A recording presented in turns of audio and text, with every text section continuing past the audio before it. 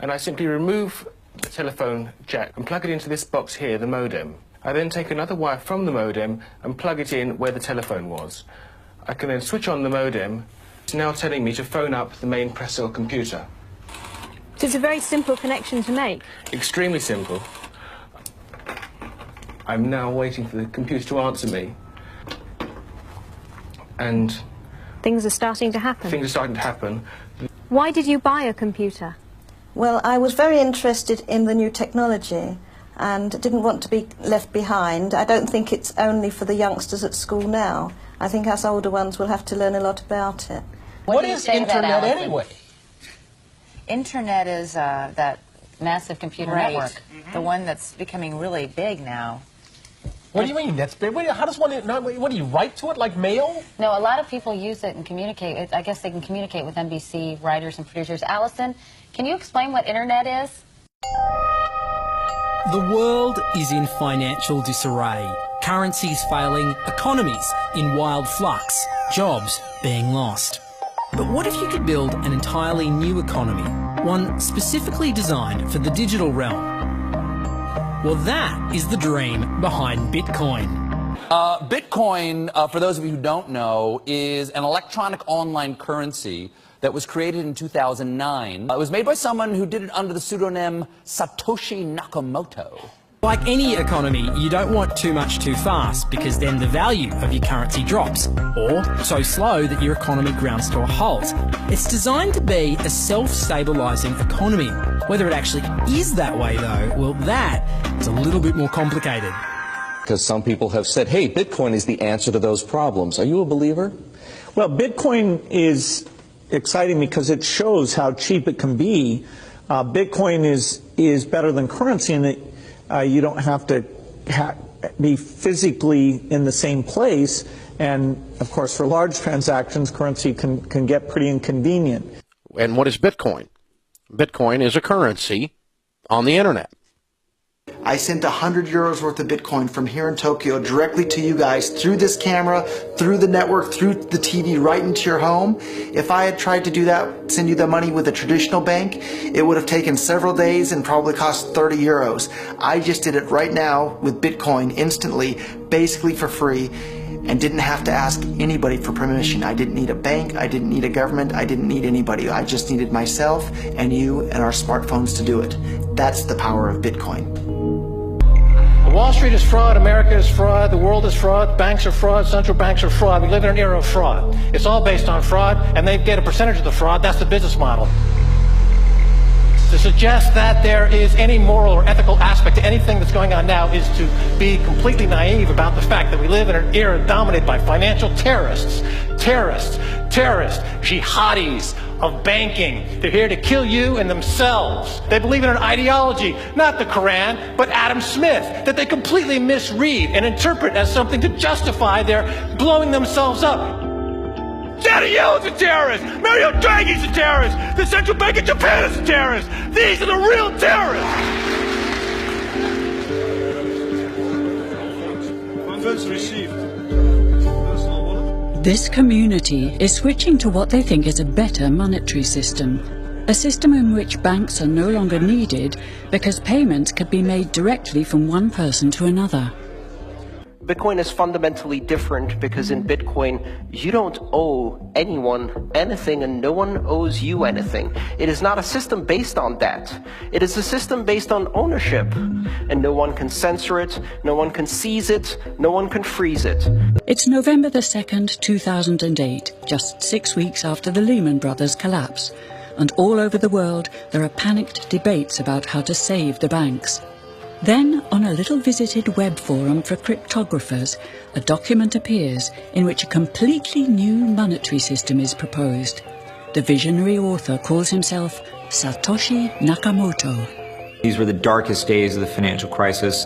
So that to me suggests a very clever mind that saw an opportunity, the perfect opportunity to introduce a new radical technology and a new radical approach to money and finance at just the right moment when people would be very open to making this big shift that's required to adopt a new currency. What's exciting for me is like a global economy. Right now we say we have a global economy, but I can't take $1 and give it to you in the Netherlands and then you know what to do with it, right? You would have to go and change it to your native currency. And when you kind of eliminate that step, and I can just send you one form of payment and you can send me a product in a matter of seconds, that starts to change things from a global perspective. How could this digital coin invented by this Satoshi Nakamoto become hundreds of times more valuable than the dollar? And why do enthusiasts like Roger Fear want the world to switch to bitcoins? I'm giving every single person here 1,000 yen worth of bitcoins, which is like $8 and something cents. Back in the early days, you know, I'd get phone calls from my buddies, oh, hey man, I lost 10,000 bitcoins because my computer blew up, right? Back then, one bitcoin was less than a penny, right? So nobody cared. They lost $10. I don't care, right? And now 10,000 bitcoins, that's, you know, $5 million. That's a big deal, right? Bitcoin is a decentralized electronic cash system. It uses peer-to-peer networking along with digital signatures and cryptographics to generate currency. Now, with traditional money, think dollars, the euro, pesos, you've got a central bank, like the Federal Reserve. They issue the currency and they print more or less cash as needed, but not with Bitcoin. It looked very different to me. I mean, as soon as I heard the word decentralized and the fact there was a network powering this currency rather than a central issuer, that immediately captured my interest as something quite different based on what little I knew about alternative currencies at that time. The government couldn't come in and shut down a server and end Bitcoin. It would have to shut down the entire internet or turn off the electricity grid to stop Bitcoin. And so that was really attractive. So gold is kind of hard to divide. Bitcoin divides down to 8 decimal points instantly, super easily. Gold is really, really difficult to transport. If I want to transport gold from here to Moscow, it'll cost a bunch of money to do that, and it's dangerous, and you have to have armed guards and who knows what. With Bitcoin, I can send Bitcoin from here to Moscow or to Holland instantly, just like that, basically for free. I don't have to pay for a bunch of armed guards. It just happens almost like magic. If you ever ask somebody why they think gold's valuable, they can't ever really tell you. They always give you these like weird stories around, oh, it's like a precious metal, isn't it? It's pretty. While we think it has all this intrinsic value, this intrinsic value of gold has been largely constructed in people's heads, often by actually like association with power, association with religious figures. Bitcoin has potential for similar types of construction. Inventor Satoshi Nakamoto has completely relinquished his control of Bitcoin. But he does own 1/20th of all Bitcoins himself. So if one day Bitcoin does become widely accepted as a currency, he will be one of the richest people on Earth. Satoshi invented one of the most important inventions in the entire history of humankind that's going to improve the lives of everybody on the planet for the better. If he had half of all the Bitcoins, he would still deserve it. A lot of people have asked me who Satoshi is since I got in so early. I think I've got a pretty good idea, but I like to keep that one close to my chest. So why? I mean, tell me. Because I'm not 100% certain. And the reality is it doesn't really matter, right? It doesn't matter who Satoshi is. Why did he disappear, you think?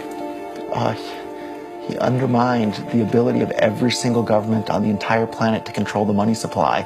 And that's how every single government in the world is controlling their citizens and their economies today.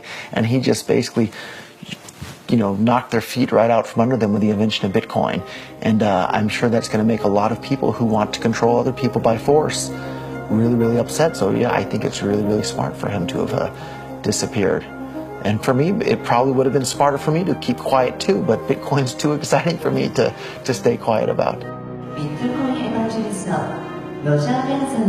I think a lot of people are underestimating the way in which Bitcoin and the blockchain are going to change the power structures in society in general. I mean, I grew up in the U.S. and I see all these people like, yeah, nuke everybody in the Middle East and kill them all. And then they have the former Secretary of State Madeleine Albright on 60 Minutes, one of the most popular news shows in the U.S. And they asked her, they said, like, there's reports that more than 500,000 Iraqi children have died as a direct result of U.S. sanctions. And she looks back at her with a straight face and she goes, it was a really tough decision, but I think that it was worth it. Worth murdering 500,000 kids?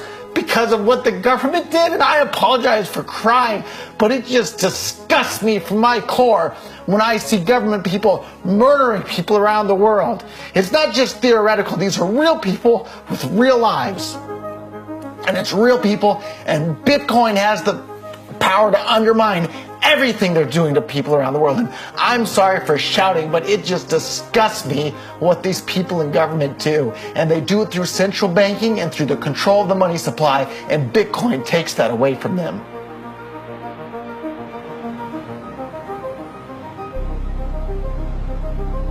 You can buy Bitcoin at the Shell station.